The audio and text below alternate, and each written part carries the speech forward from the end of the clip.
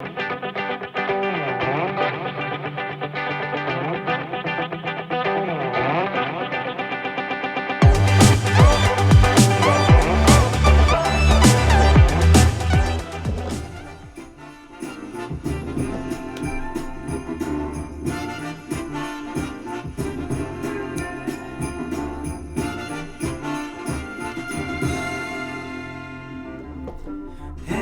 all the mistletoe, I'm gonna get to know you better this Christmas. Alright, y'all, let's get this show on the road. Alright, y'all, today is not Tuesday. Today is, in fact, a different day than Tuesday because yesterday was just a whirlwind. First off, thank you everyone who did check in. Very much appreciated. Sorry, I'm not looking in the eye. I'm trying to get a whole bunch of things going on. Yes, today is definitely Wednesday. Thank you all to everyone who did check in. Did not expect to break down, but it was a good kind of breaking down. It was very cathartic. I didn't expect it, nor what happened, but it's all in the art of varying lightness of being. Yesterday, too, so Nicole and I met for socially distanced tea, and we're both in Naomi's class on Indie Film Development Intensive. I'm getting the title wrong, but anyways, we're both in it because we're both trying to produce features. And look, there's a lot of tears, and to have someone to commiserate with and also understand the struggle and know that also we're on each other's Yellow Brick Road teams. So that also really, really helps because, Nicole, I love you. I love you so much. I honestly don't think I can imagine making a film without you involved in some way. Like, yeah, that's how special our relationship is. Beyond that, like, your kids are amazing, your family is amazing, you're amazing. So, we met yesterday, and also before that, I ended up giving myself 3 days to grieve. And then also, I think I did something stupid. I don't know. I went in and submitted to con. Why? I don't know. I'm a glutton for punishment.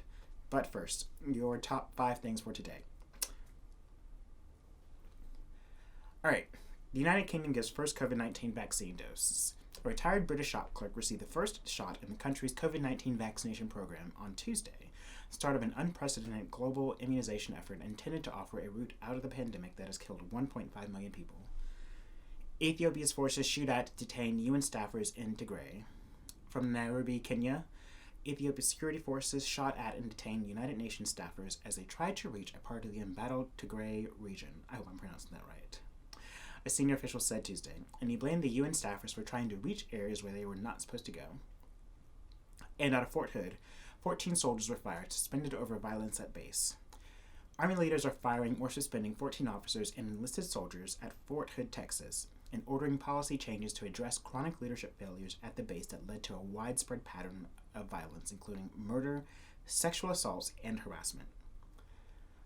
Earlier this week, we said goodbye to BAP star Natalie Desselle Reid. She died at 55. She starred alongside Halle Berry in the 1997 film Baps, and also on the sitcom Eve. She was 53. And in a seismic shift last week, Warner Brothers announced that it decided to stream all 2021 films. And probably the most seismic shift by a Hollywood studio yet during the pandemic, Warner Brothers Pictures on Thursday announced that all of its 2021 film slate, including a new Matrix movie, Godzilla vs. Kong, and the Lin-Manuel adaptation In the Heights, will stream on HBO Max at the same time the film plays in theaters. Those are your top 5 of the day, since I ain't just been slacking on the drop, haven't I? So, I don't know if you're anything like I am. When I feel down, I have to do something. My therapist would joke after telling him how I was feeling and what brought me down, asked if I cleaned. I said yes. How did you know? Because that's what you do, he replied. So, Monday, yes, I took the Dyson that Eddie bought me for Christmas and I vacuumed under the bed, the baseboards, and the kitchen. Instead of a diamond, he got me a Dyson. I vacuumed till the 40-minute battery was just dead, and then I set to work. That was just for me to feel like I was regaining control, and that's how cleaning works for me. I get to process my thoughts while also making the house clean. I can't tackle cleaning grout because I will get sucked into trying to make sure it's perfect and end up redoing the entire bathroom. But that's another story. So, Well, yes, I could have put away. Okay, let's just take a little side note and this scene out of Pose where she's just like,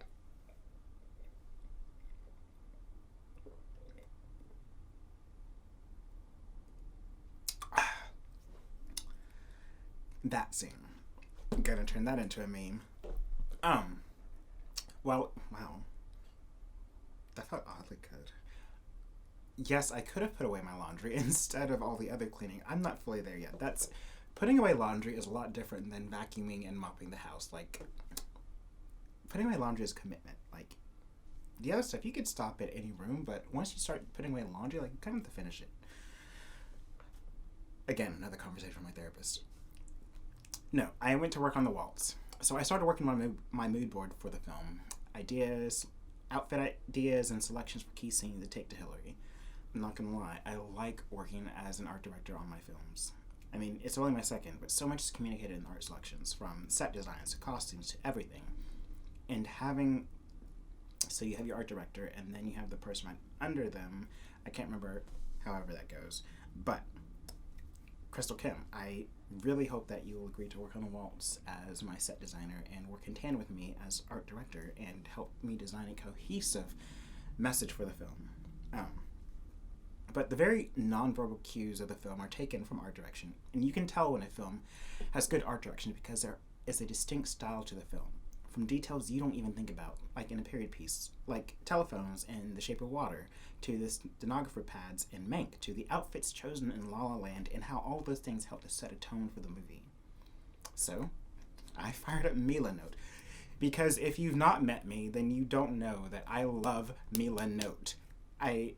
There was a payment issue over the weekend, and so Brett, if that's his real name, sent me a message like, hey, just asking why you canceled. And I was like, sir, did you know that I just went and paid it for the year so that this won't happen again?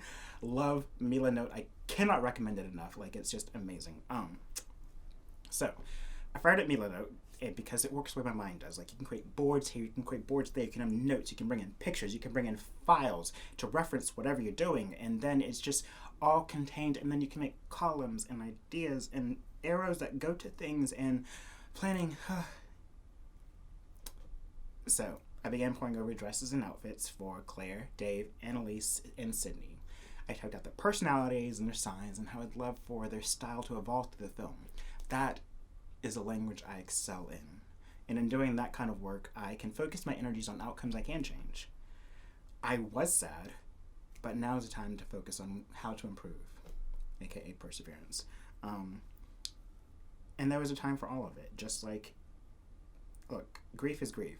It doesn't matter because it doesn't matter what it's about. It's about suffering a loss of some sort. And so it's not a grief competitions or Olympics, but it's like, you suffered loss. How can I make space for you? I suffered loss. How can I make the space for myself? And it may not be a loss that was important to you, but it was important to me. And if you suffered a loss, I hope that I will make space because it is important to you. Anyways, perseverance. I grind harder, I work harder, I fight harder. But this film, The Waltz, also makes me incredibly insecure. It's a gamble. It's a big gamble. It's a $150,000 gamble. That's really only half of the budget, but hopefully that's just what we need to make production happen. Maybe another $50,000 for post-production, and then the rest is technically equity that I've got tied up in it. So yeah, but what if no one wants to see a rom-com with a trans lead, aka me? It's not just that, it's the second I'm getting serious, I'm leaning in. The past 3 years has felt like battling a whole bunch of industry insecurities when it comes to being a transgender actress. I remember watching or listening to someone talk about transitioning from female to male. It was some documentary, and how they saw an increase in roles. Yay, awesome. But for males who transitioned to female, there was a lack of roles. And Nicole and I covered just the lack of roles for women in general, which is part of the reason I founded my production company. But that lack, that insecurity, all of that, it's ever present. Now, growing up black and gay, one learns to fine-tune when one is being paid lip service and what is genuine. Here's where I mixed up words. A bullshit meter, if you will. A sixth sense where this person may potentially be racist or homophobic. So transitioning, now it's if this person is transphobic. Or not even transphobic or racist, but maybe functioning under a lot of implicit biases. Growing up under those conditions leads to layers of insecurities, for me at least, and never knowing if it's the work I'm doing, or if it's the color of my skin, or if it's my gender and non-traditional appearance that hinders me from agents to casting directors to... Yeah. That's why I created a film bubble, because with the people I do get to work with, I don't have to spend the same amount of energy worrying. I don't think you understand how, when I talked about Nicole at the top of the show, I don't worry about that energy of, does this person support me? Like, I would love her on every single yellow brick road team I built to make films, because I like to think that we've got each other's back, and that goes for everyone I've included in helping me, my core team, and making the waltz happen. I don't have to spend that same amount of energy worrying of like, am I enough? And we all worry about them in varying ways, and I'm still, after that setback, I'm still on the path to recovery and still wondering, am I enough? And so yeah, it's those things.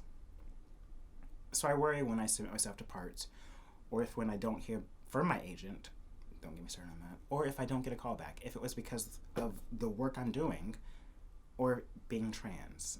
If it's the work, I can work harder, more training, etc. But if it's the latter, well, not much can be done about that. I can't. Hair in my mouth.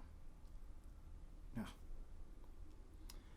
I remember trying to explain that to Rico, my therapist, a couple of years ago, literally the exact same words, as I was getting ready to tape a leap of transition with all of the exact same thoughts and insecurities swirling about.